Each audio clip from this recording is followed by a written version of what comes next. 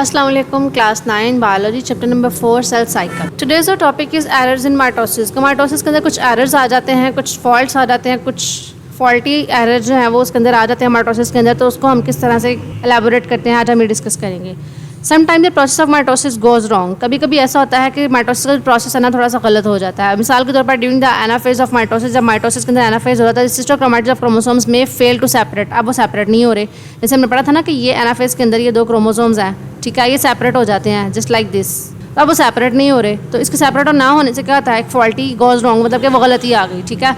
As a result one daughter cell receives both chromosomes and the other receives one none. तो इससे क्या होगा कि एक जो सेल है उसके अंदर दोनों क्रोमैटिड्स चले गए हैं, दोनों क्रोमोसोम्स चले गए और एक के अंदर एक भी नहीं गया। तो ये प्रॉब्लम तो हो गई ना। क्रोमोसोम्स में आल्सो भी डैमेज ड्यूरिंग माइटोसिस, और ये भी हो सकता है कि क्रोमोसोम्स जो हैं वो माइटोसिस के दौरान डैमेज हो जाए, उनकी डेथ हो जाए या कोई नुकसान हो जाए कि वो रीन्यू ना हो सके। The genes that regulate the mitosis are mutated, यानी कि हम कह सकते हैं व्हाट इज़ म्यूटेशन। ये आपको शॉर्ट क्वेश्चन पूछा जाता है, व्हाट इज़ म्यूटेशन, यानी कि change in gene is called mutation. अगर एक चीज़ ये भी आ जाती है कि if the genes that regulate the mitosis, ऐसी जीन्स जो क्या कर रही हैं माइटोसिस करवा रही हैं, आर म्यूटेटेड। म्यूटेटेड का मतलब क्या है, वो चेंज हो गई हैं। तो सेल्स कंटिन्यू टू डिवाइड, तो सेल्स क्या करता है, कंटिन्यूसली डिवाइड करता जाता है। हमने पढ़ा था ना कि जी नॉट फेज आता है जब सेल्स क्या करता है, डिवाइडिंग करना स्टॉप हो जाता है, रुक जाता है। तो इसके अंदर क्या होगा, जीन्स के अंदर कोई ऐसी चेंज आ गई कि कौन सी जीन जो रेगुलेट करवा रही है माइटोसिस को, जो माइटोसिस करवा रही है उसके अंदर चेंज आ गया। और वो चेंज क्या वजह रिजल्ट किस चीज़ का बन रहा है कि सेल क्या कर रहा है, कॉन्टिन्यूसली डिवाइड किया जा रहा है। Due to this uncontrolled division, जब सेल कंट्रोल नहीं हो पाता, वो अनकंट्रोल्ड डिवीजन करता रहता है, कॉन्टिन्यूसली डिवीजन हो ही जा रही है, रुक नहीं रही, तो masses of the cells are form, तो वो पूरा का पूरा एक मैस बन जाता है। जैसे कि ये सेल्स इकट्ठे हो के ये सारे सेल्स जो हैं वो इकट्ठे होकर क्या बना दिया, एक मैस बना दिया। These message called tumours. अब ये जो मैसेज जैसे आपने सुना होगा ब्रेन ट्यूमर, तो ब्रेन ट्यूमर का मतलब क्या है कि सेल के अंदर माइटोसिस के दौरान कोई डिवीजन के दौरान ऐसा फॉल्ट आ गया जिसकी वजह से वो क्या हो गया, सेल का मैस बन गया, वापस में इकट्ठे हो गए, तो उससे क्या बन गया, ट्यूमर बन गया। If the tumours remain in the original location, अगर तो वह ट्यूमर अपनी ओरिजिनल लोकेशन पे रहे, वहीं पे मौजूद है, तो उसे हम बिनाइन ट्यूमर बोलते हैं।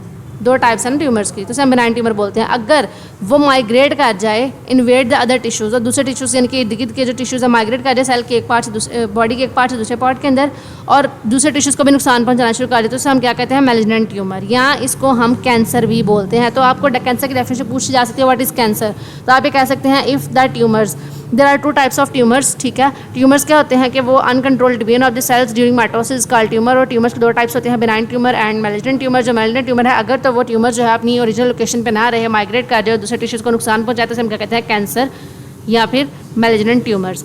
अब इस प्रोसेस को, ये जो स्प्रेडिंग ऑफ डिजीज़, पूरी डिजीज़ जो बॉडी के अंदर फैल रही है, इस कॉल्ड मेटास्टेसिस। जब आपको पूछा जाए व्हाट इज मेटास्टेसिस, तो आपने कहा spreading of disease is called metastasis during the mitosis या सेल डिवीजन। ये इतनी कोई एज ए कॉम्प्लिकेटेड चीज़ नहीं है, it's a very simple thing. अगर आप को समझ आ गई है तो ये एक एरर क्या है कि समटाइम क्या होता है, अगर मैं आपको रिव्यू दूँ आपको, तो process of mitosis goes wrong, गलत हो जाता है, तो हम क्या कहते हैं, उसके अंदर एरर आ गया। मिसाल के तौर पे एनाफेज ऑफ माइटोसिस के दौरान सिस्टर क्रोमैटिड्स क्या होते हैं, फेल टू सेपरेट नहीं हो पाते। रिजल्ट क्या होता है, बोथ सिस्टर क्रोमैटिड्स, एक के पास दोनों चले गए और दूसरे के पास रिसीव नन, कुछ भी नहीं गया।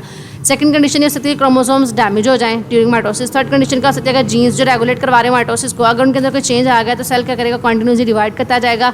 अब due to the uncontrolled division, आपके पास डेफिनेशन है यहाँ से कि अनकंट्रोल्ड डिवीजन आ जाएगा, सेल्स की आर फॉर्म्ड, दीज का मैसेज आर कॉल्ड ट्यूमर्स, तो हम क्या कहते हैं, tumours. So if the tumours, अगर ट्यूमर्स अपनी ओरिजिनल पोजीशंस पे रहे, ओरिजिनल लोकेशन पे रहे, तो हम बिनाइन ट्यूमर्स बोलेंगे। अगर वो माइग्रेट कर जाते हैं और इन दूसरे टिश्यूज़ को नुकसान पहुंचाते हैं, तो हम मैलिग्नेंट ट्यूमर बोलेंगे, और हम कैंसरस सेल्स भी बोलते हैं, कैंसर भी बोलते हैं। तो इस सारे प्रोसेस को जिसके अंदर स्प्रेडिंग ऑफ डिजीज़ हो रही है from the one part of the body to the other part, तो इसे हम कहते हैं मेटास्टेसिस। तो अगर माइटोसिस जो है वो थोड़ी सी रॉन्ग हो जाए, गलत हो जाए, इसका थोड़ा सा फॉल्ट आ जाए, तो पूरी की पूरी डिजीज़ कॉज कर सकती है, और ऐसी डिजीज़ कॉज कर सकती है जो जेनेटिक होती है, एक जनरेशन से दूसरी जनरेशन के अंदर ट्रांसफर होती है, या समटाइम ऐसा भी होता है कि वो अनट्रीटेबल होती है, कि उसे ट्रीट नहीं किया जाता है टिल डेथ। तो ये एरर्स होते हैं माइटोसिस के। होप्स आपको समझ आ गया होगा। अल्लाह हाफिज़।